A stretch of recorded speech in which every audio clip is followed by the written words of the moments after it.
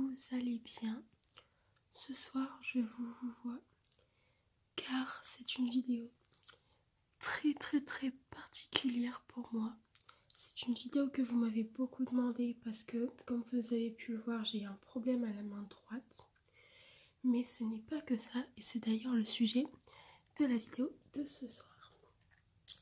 Pour commencer, je vais poser les bases. Il faut savoir que je fais cette vidéo parce que vous me l'avez beaucoup demandé par rapport à qu'est-ce que j'avais, pourquoi j'étais comme ça, pourquoi dans mes vidéos ma main des fois elle suit pas quand je fais du tapping par exemple.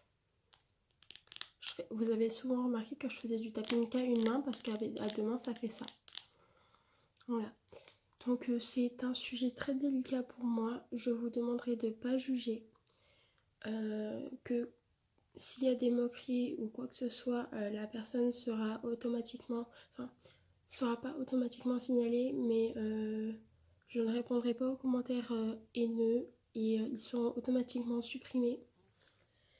Voilà, je vous demande d'être bienveillant envers moi parce que ça change pas la personne que je suis ou quoi que ce soit. Et puis je vais parler en voix douce aussi parce que je vais pas chuchoter tout au long de la vidéo, sachant qu'il n'y aura pas forcément de trigger. Voilà, et sur ce, je vous laisse avec la vidéo, mais avant de commencer la vidéo, j'ai vu qu'on était 250... on va regarder ça de suite. Vous êtes 256 ou 57 à me suivre, à moins que ça ait augmenté, et d'ailleurs je vais regarder. Vous êtes 260... Vous êtes 260 à me suivre, et vraiment merci, on est sur la ligne des 300 abonnés. Honnêtement, merci, vous me réchauffez le cœur. J'aimerais bien que sur mon compte Insta aussi, ça augmente un peu, mais vous êtes moins nombreux sur Insta. Ça me dérange pas du tout. Et vraiment, merci d'être là sur YouTube, de me soutenir, de m'envoyer plein de bonnes ondes positives. Et vraiment, je vous remercie. J'espère qu'on atteindra vite les 300 abonnés. J'espère avant la fin de l'été, ce serait tellement bien. Sur ce, je vous laisse avec la vidéo et j'espère que ça mettra les choses au clair sur qu'est-ce que je suis et pourquoi je suis comme ça. Et j'espère recevoir que de la bienveillance. En attendant, comme je vous ai dit, c'est pas mon handicap qui va me changer ou quoi. Et je vis comme ça et ça se passe très bien et j'espère que ça continuera comme ça. Donc voilà, je vous laisse avec la vidéo. Alors, faut savoir que moi, j'ai fait un AVC intra-utérin, donc dans le ventre de ma mère. On ne sait pas quand est-ce que c'est arrivé.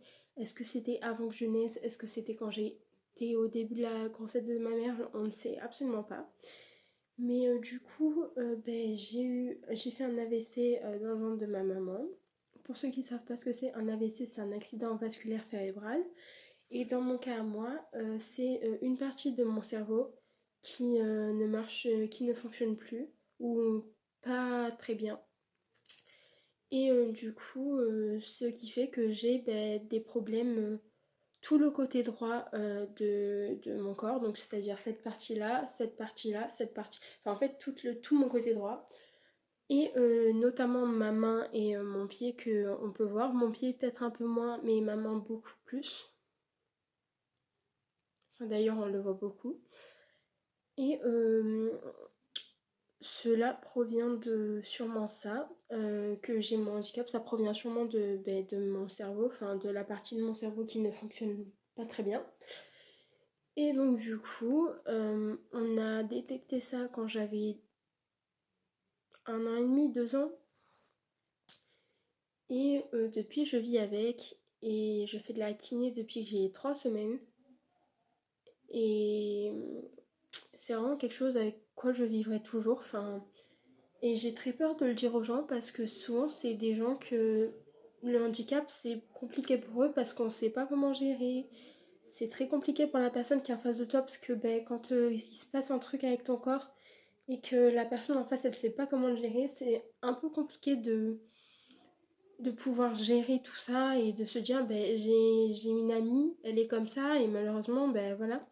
Mais c'est pour ça que les gens s'enfuient très vite quand je leur dis que ben, j'ai un handicap et que je fais je fais diverses choses, genre des malaises, des migraines fortes, des migraines paralysantes. Et donc du coup, c'est vrai que c'est compliqué. Mon AVC, c'est quelque chose qui me handicape beaucoup dans la vie parce que je suis hémiparésique, hémiplégique du côté droit. Donc, comme je vous ai dit, tout le côté droit de mon corps, le côté gauche va bien. D'ailleurs, vous pouvez voir mes mains. Et le côté droit, c'est plus compliqué. Et du coup, être hémiplégique, c'est être semi-paralysé. Je vous dis ça, enfin, j'essaye de vous dire ça avec des mots simples parce que c'est pas des mots simples que j'emploie, c'est des mots médicaux. Donc, du coup, voilà, c'est une mini-parésie, hémiplégie, côté droite. Donc, membre inférieur extérieur qui ne marche pas très bien. Kiné 3 fois par semaine pendant les vacances et 1 fois par semaine à cause des cours.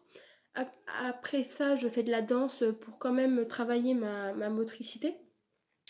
Mais par exemple, au quotidien, si j'enlève le kiné et la danse, mon bras, il devient comme ça. Et je pourrais l'avoir comme ça à vie si je travaille plus. Donc la motricité, c'est vraiment quelque chose que je dois travailler, sinon je ne perds complètement mon autonomie.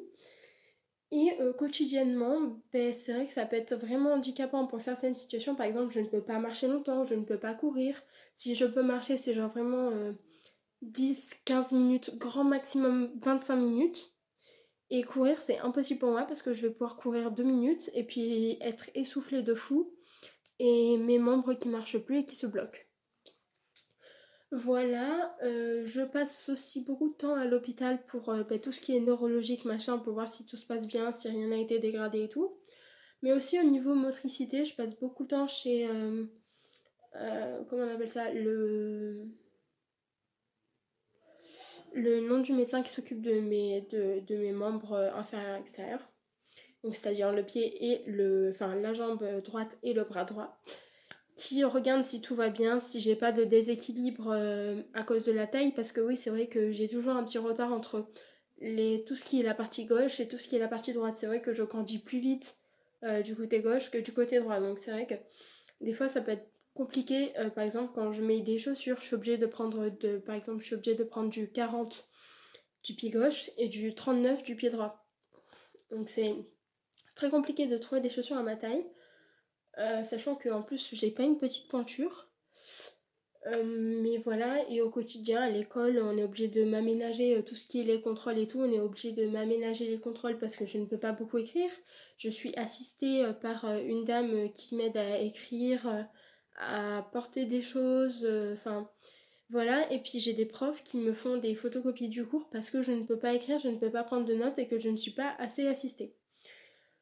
Voilà, voilà, au quotidien, ça se passe un peu comme ça. Après, je pense que j'ai fait le tour, mais c'est vrai que du coup, quand on dit aux gens qu'on a un handicap, souvent ils nous voient différents. Et moi, c'est ce qui m'arrive, c'est que j'ai beaucoup été harcelée, surtout au collège, j'ai beaucoup été harcelée par rapport à ça, mon handicap. Ah, t'as une main de robot. Ah, t'es trop bizarre. Ah, mais toi, on te parle pas parce que t'es bizarre, t'es différente. Donc, je ne suis pas différente, j'ai mes spécialités. Et je pense que si tout le monde était normal et tout le monde avait la même corpulence, le même physique, les mêmes yeux, les mêmes couleurs de cheveux, peu importe, si on était tous la même personne et tous pareil, le même caractère machin, la vie deviendrait ennuyante et à un moment donné, je pense que aussi on se supporterait plus parce qu'on se verrait tout le temps les uns les autres et en fait on serait la copie-collée de celui qui est en face de toi. Donc moi je dis, on est tous normaux. Et il y en a, ils ont plus de. Enfin, ils ont des difficultés. C'est comme à l'école. Je dis pour mon handicap, mais à l'école, il y a des dyslexiques, il y a des dyscalculiques, il y a des 10. Donc voilà. Et moi, j'ai mon handicap, voilà, je suis comme ça, je peux pas faire de sport longtemps.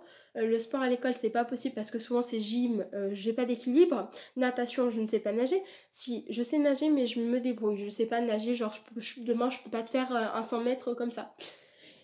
Et donc du coup c'est vrai que c'est un peu compliqué. Par exemple acro-gym, je ne peux pas faire acro-gym, les figures machin, c'est pas possible pour moi. Donc c'est vrai que c'est un peu compliqué. de me fondre dans la masse parce que les gens, bah, ils font surtout remarque à ça. Et, c'est vrai que c'est hyper compliqué. Enfin, même pour moi, je vois, c'est super compliqué de me faire des amis. J'ai des amis que ben, tu étais là, tu rigoles et tout, puis d'un coup ils remarquent et donc ils me disent ah ben non, tu ne l'as pas dit, en plus t'es trop bizarre, laisse tomber. Et le peu de gens que j'arrive à garder avec moi, ben c'est énorme pour moi parce que j'ai jamais eu vraiment d'amis. Je me suis fait beaucoup harceler, surtout au collège. J'ai passé un enfer. J'ai voulu arrêter YouTube pour vous dire combien ça me touchait. C'est que à un moment donné, je me suis dit YouTube, c'est bon, stop, j'arrête. J'ai été genre en quoi, en cinquième, quatrième.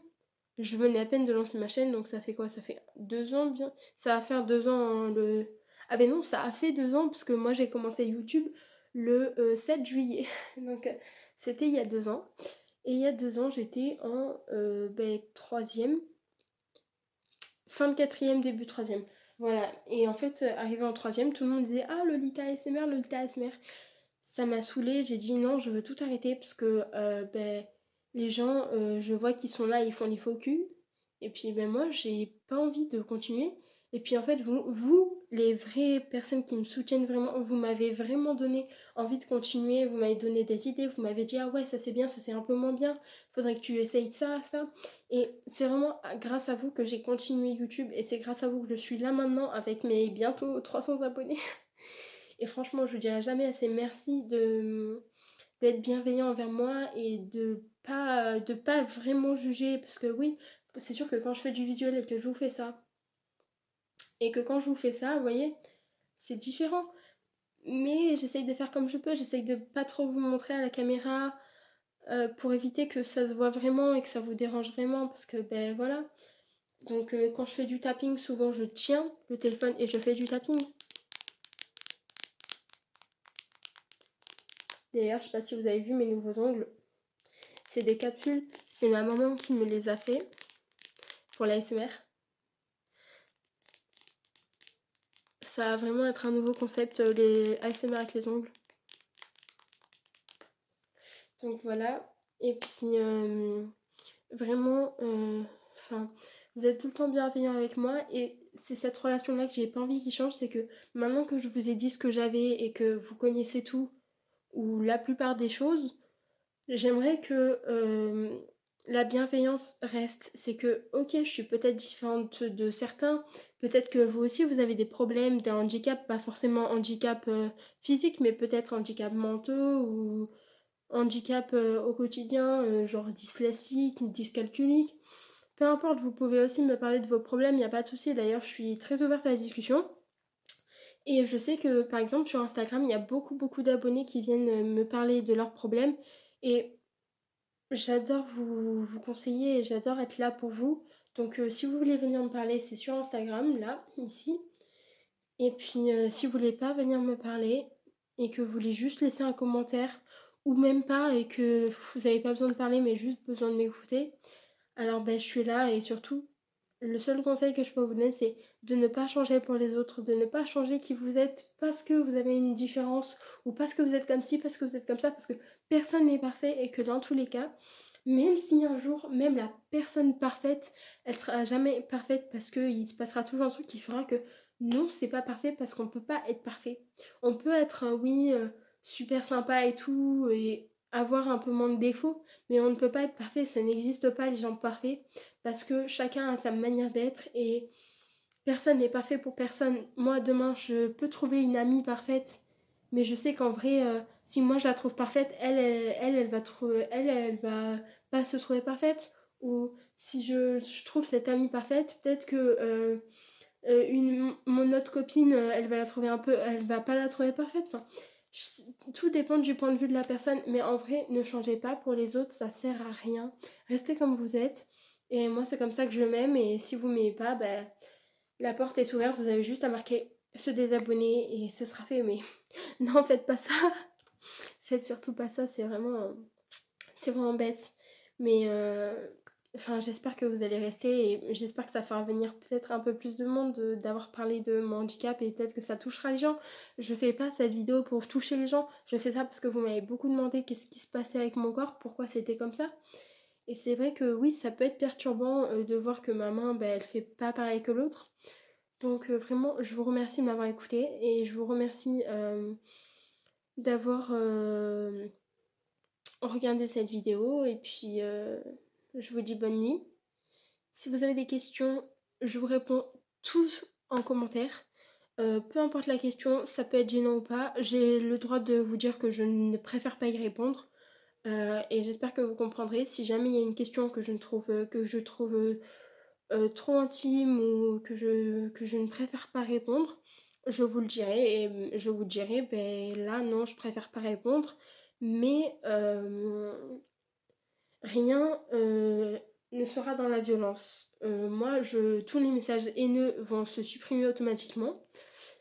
Et puis, tout ce qui sera question, si elles sont pas bienveillantes, si c'est vulgaire, si c'est insultant, si c'est peu importe la question que c'est, si elle n'est pas dans les normes de la bienveillance, elle sera automatiquement supprimée et même pas je prends la peine de répondre aux commentaires. Voilà, après si vous me posez des questions et que oui, forcément ça peut intéresser des gens, moi je vous réponds en commentaire. Si ça me dérange de vous répondre, je vous le dis, écoutez, là je préfère pas répondre à cette question.